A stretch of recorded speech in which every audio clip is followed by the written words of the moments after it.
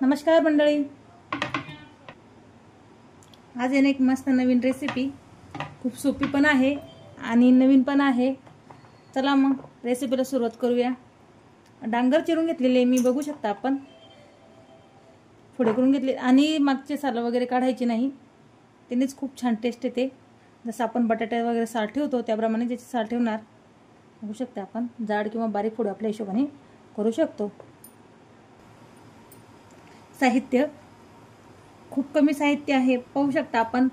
कोथिंबीर, आल्याचा तुकडा आणि लसणाचे पाकळ्या आहे 10-20 आणि हिरवी मिरची। आपण एकदम फटकन रेसिपी तयार करणार आणि तुम्ही तर नवलच करणार की एवढ्या कमी साहित्यात ही रेसिपी तयार होणार कशी। बघा तुम्ही किती खूप चविष्ट आहे। सर्व साहित्य आपण खलबत्त्यात टाकून कुटून घेणार आहोत ओबडधोबड, एकदम भारी।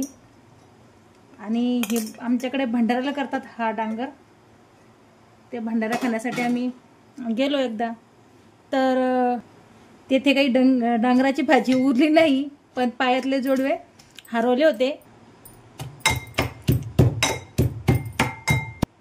ते जोडव शोधण्यातच एवढा वेळ गेला का डांगराची भाजी संपली भंडाऱ्यामधली। तसंच आलो आम्ही रिटर्न। असा डांगराच्या भाजीचा विषय होता आमचा भंडाऱ्याच्या दिवशीचा। खूप छान भंडारा रेसिपी, भंडाऱ्यात डांगर करतात आमच्याकडे। काशी फळ म्हणतात, डांगर म्हणतात, शक्यतो आमच्याकडे डांगरच म्हणतात त्याला। फक्त एक मूठभर शेंगदाणे टाकणार, एक कच्ची ते पण, आणि याला पण ओबडधोबड कुटणार आहे। बघू शकता ओबडधोबडच केलेला आहे ठेचा एकदम। असा तो माझा भंडाराचा अनुभव राहिलेला आहे। मस्त कडकडीत तेल तापलेले आहे। आता मोहरी, त्यासोबत जिरे, गॅस कमी करायचा। जिरे छान फुलले का कढीपत्ता टाकणार। कढीपत्ता, कुटून केलेला ठेचा छान फ्राय होऊ देणार।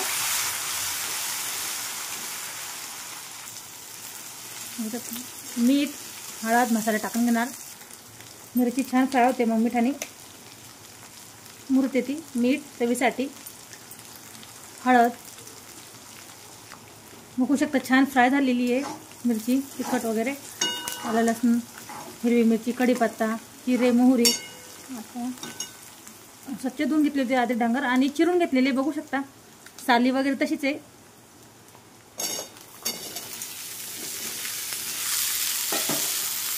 त्याला फ्राय करून घेणार। फ्राय केल्यानंतर आपण ते खलबत्ता धुवून टाकणार आहे पाणी शिजण्यासाठी।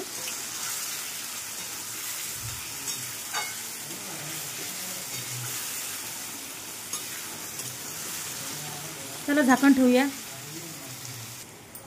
झाकण, बघू शकता किती भारी दिसत आहे। आपण वरण भात केलं का तोडी लावण्यासाठी किंवा शाकभाजी म्हणून डब्याला खूप भारी होती भाजी आणि सोपी पद्धत आहे।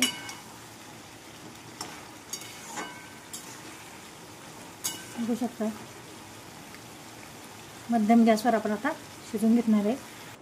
चला चेक करूया। आहा, बघू शकता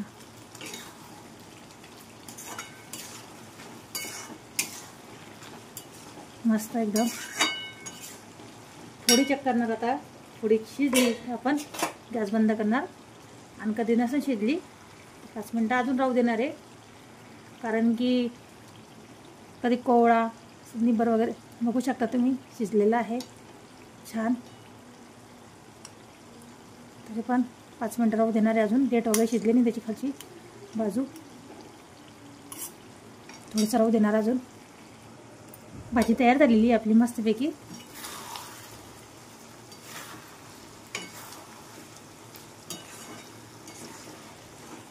आवडली रेसिपी कधी तर लाईक, कमेंट, शेअर आणि सबस्क्राईब नक्की करा।